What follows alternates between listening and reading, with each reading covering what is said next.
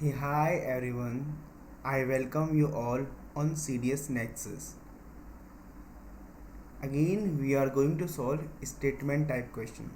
So far, we are doing statement type question and we are continuing this series. So we can tackle these type of question in examination. Okay, so because uh, on this type, you can see many question. We need to focus on the developing our understanding and conceptual clarity on this type of question, then we can do these type of question examination. Sometimes these question takes time because we are not able to reach to the conclusion or answer what is going to be our answer. Okay, so in this case it is good to skip these question. Okay, so let's jump on the question. The first question is AB and CD are chord of the circle intersecting at P. So ये मैं circle बना देता हूँ, यहाँ पे मैं दो chord बना देता हूँ AB एंड CD, और ये दोनों chord मेरे P पर इंटरसेक्ट कर रहे हैं. ठीक है, तो इनको मैं ऐसे कर सकता हूँ, जी कर सकता हूँ. अब देखो, आपने एक चीज़ पढ़ा होगा, ये मेरा, इसको मैं बोल सकता हूँ क्या, मेरा माइनर सेगमेंट, इसको बोलता हूँ मैं मेजर सेगमेंट. अब यहाँ पे सेम सेगमेंट पे अगर सेम आर्क से मैं एंगल बनाऊंगा, दोनों क्या होते हैं, इक्वल होते हैं. मतलब यहाँ से एंगल ए और एंगल सी दोनों मेरे आपस में इक्वल होंगे, और ये एंगल इक्वल टू ये एंगल आपस में इक्वल होगा ना. तो यहाँ से मैं सिमिलरिटी का कॉन्सेप्ट लगा सकता हूँ कि अगर मैं triangle A P D and यहाँ से सी पी बी लूँगा, तो एंगल ए तो एंगल सी के बराबर आ रहा है, एंगल पी पी आ रहा है, तो बस यहाँ पे लिख दो A P D similar to C P B. तो यहाँ से अगर दो ट्राइंगल आपस में सिमिलर होते हैं, उनकी साइड का रेशियो इक्वल होता है. ठीक है, तो यहाँ से A P upon C P, P D upon mega P B, और A D upon mega B C. अब देखो, अभी मैंने क्वेश्चन पूरा रीड भी नहीं किया है, बस मेरे को यहाँ से इतना आइडिया लग चुका है कि ऐसे होने वाला है क्वेश्चन. ठीक है, तो यहाँ से मेरे को A P into P B मिलेगा और सी पी इंटू मिलेगा मेरा पी डी. ठीक है, अब इसमें देखो ए पी और पी बी की वैल्यू क्या दी है मेरे को 48, बोला है C P into P D की वैल्यू क्या होगी, तो ये भी क्या होगी मेरी 48. तो मुझे स्टेटमेंट 1 और स्टेटमेंट 2 की ज़रूरत ही नहीं है, क्योंकि मेरा 48 आंसर निकल रहा है. अगर ये पूछता कि सी पी की इंडिविजुअल वैल्यू क्या होगी और पी डी की इंडिविजुअल वैल्यू क्या होगी, तब हम स्टेटमेंट 1 और स्टेटमेंट 2 का यूज़ करते हैं. लेकिन इसने एग्जैक्ट वैल्यू पूछा है कि भाई A P into P B 48 है, तो मेरे को बताओ कि इसकी वैल्यू कितनी होगी.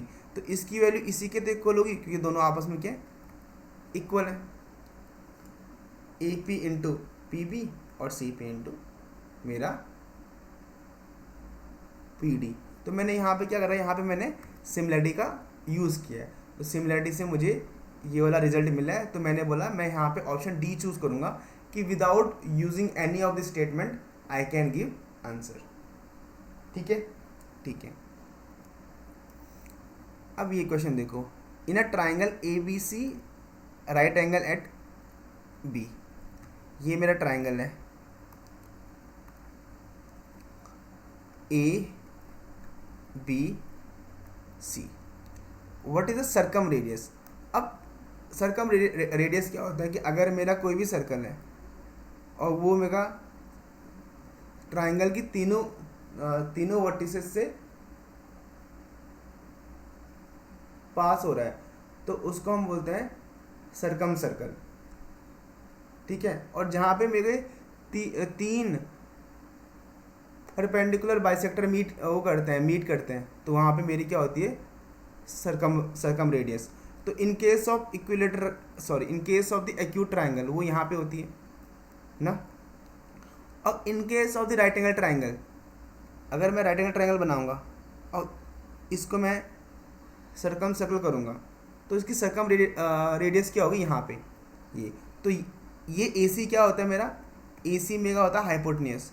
तो सरकम रेडियस क्या होती है मेरी, हाइपोटेन्यूस की आधा। क्या होती है, हाइपोटेन्यूस की आधा। तो इसने मुझे AC की वैल्यू क्या दी है 20, तो R की वैल्यू क्या आ गई 10। तो पूछे कि रेडियस की वैल्यू क्या होगी 10 ना, आ गई ना 10। तो मुझे स्टेटमेंट 1 और स्टेटमेंट 2 की सॉल्व करने की ज़रूरत ही नहीं है, क्योंकि मैं सरकम रेडियस वैसे ही निकाल सकता हूँ, ठीक है। क्योंकि उसने मुझे AC की वैल्यू दे दी है। और circumradius of the right angle triangle क्या होती है, हाइपोटेन्यूस के आधा होती है। जब हाइपोटेन्यूस के आधा होती है तो हमें आंसर तो मिल ही गया ना। अगर यहाँ पे हाइपोटेन्यूस की वैल्यू नहीं देता और ये सिंपल साइड की वैल्यू देता, तब हम इन दोनों स्टेटमेंट का यूज़ करते, बोलता कि भाई ये निकालो, और यहाँ पे कुछ वैल्यू नहीं देता, बस ये देता, तब मैं बोलता मैं हाइपोटेन्यूस की वैल्यू निकालता, तब बोलता मैं दोनों स्टेटमेंट का मैंने यूज़ किया है and then I got the answer. तो यहाँ पे ऑप्शन क्या होगा, डी, कि मुझे दोनों स्टेटमेंट की यूज़ करने की ज़रूरत ही नहीं है, ठीक है। ठीक है, कितना गंदा लिखता हूँ भाई मैं खैर ये मुझे पता है। अब ABCD मेरा क्या है, पैरेललोग्राम, ठीक है। बोला एंगल B कितना है 60, और एरिया क्या है मेरा, जो ये पैरेललोग्राम है 7√3, ठीक है। मुझे निकालना है इसका पेरीमीटर, मतलब चारों साइड का सम निकालना है।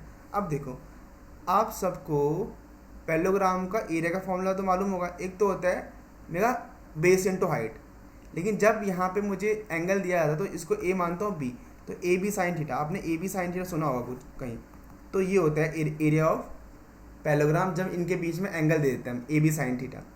तो यहाँ से AB की वैल्यू तो मुझे पता नहीं है, साइन कितना है 60, एरिया गिवन है 7√3, तो √3/2 होती है साइन 60 की वैल्यू, तो √3 से √3 गया, तो AB की वैल्यू क्या आई 14, AB की वैल्यू क्या आई 14। अब AB की वैल्यू 14 आ गई मेरी, ठीक है। थोड़ा अच्छे से लिखता हूँ, AB की वैल्यू मेरी क्या आ चुकी है 14 आ चुकी है। अब मुझे पैरामीटर निकालना है, मतलब कि मुझे 2A + 2B निकालना, मतलब मुझे A और B की वैल्यू चाहिए। अब A और B की वैल्यू चाहिए तो यहाँ पे तो मल्टीपल वो हो सकते हैं, 14 और 1 और 2 और 7 ना, ऐसी पॉसिबिलिटी है मेरी। तो अगर ऐसी मेरी पॉसिबिलिटी है तो पैरामीटर क्या होगा, अलग अलग आएगा, लेकिन हमें एक ही वैल्यू चाहिए पैरामीटर की, तो मैं एग्जैक्ट वैल्यू चाहिए।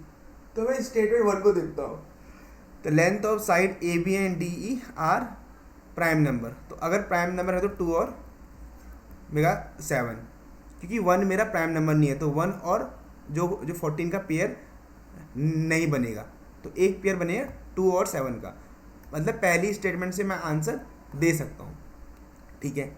सेकंड स्टेटमेंट से देखो, the length of side are natural number is greater than 1।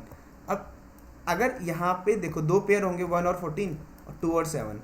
अब इसने सेकंड स्टेटमेंट बोल दिया कि जो एक साइड क्या होगी, एक से बड़ी होगी, एक से बड़ी होगी, तो ये तो गया 1 और 14 का ऑप्शन तो गया, बचा क्या 2 और 7। तो इसका मतलब मैं ऑप्शन 1 से भी आंसर दे सकता हूँ और ऑप्शन 2 से भी आंसर दे सकता हूँ। तो इसका आंसर होगा बी, कि मैं आइदर स्टेटमेंट से आंसर दे सकता हूँ, ठीक है। दोनों से मैं इस आंसर दे सकता हूँ, ठीक है, ठीक है। सो आई होप आपको ये तीनों क्वेश्चन समझ में आए होंगे। Do like and subscribe and do comment also. Thanks for watching this video.